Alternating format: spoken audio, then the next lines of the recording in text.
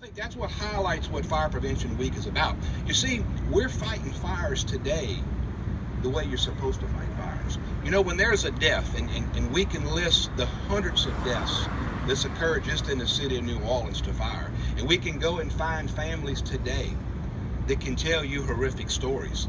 So no money, no efforts, nothing would be forgiven if we did not put forth fire prevention today, because all these efforts do save lives. And I'm going to tell you, the fact that we have standards in Louisiana, the fact that we have codes, the fact that we educate, the fact that we have fire suppression crews that are second to none, and the fact that we investigate fires, we've saved so many lives. There are a number of untold lives saved. So today, as we look at this week as an emphasis in preventing fires, it's every day about preventing fires. And this idea to look, listen, and learn is very important, because, you know, a lot of people think, well, you know, I don't leave a pot on the stove. I'm very cognizant about not leaving a pot on the stove so fire won't happen in my home.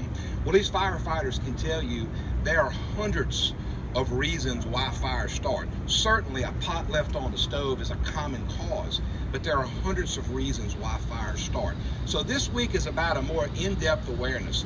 Certainly, if there's a fire in this state, one of the first questions that people ask, were there working smoke alarms?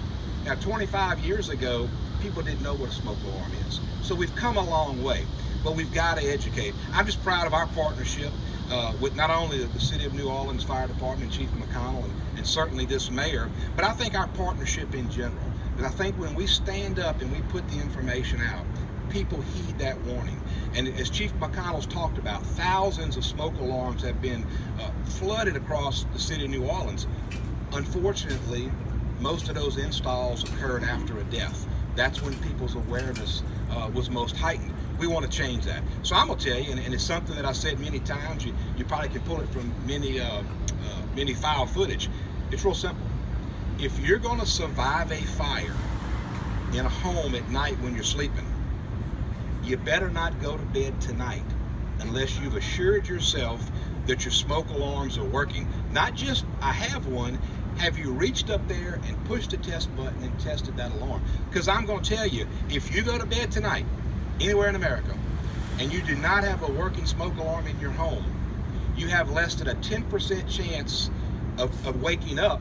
And depending on how that fire has burned, you got less than a 5% chance of safely escaping out, because the toxic smokes and the products of combustion fill a home a lot quicker than that hot flame fills a home.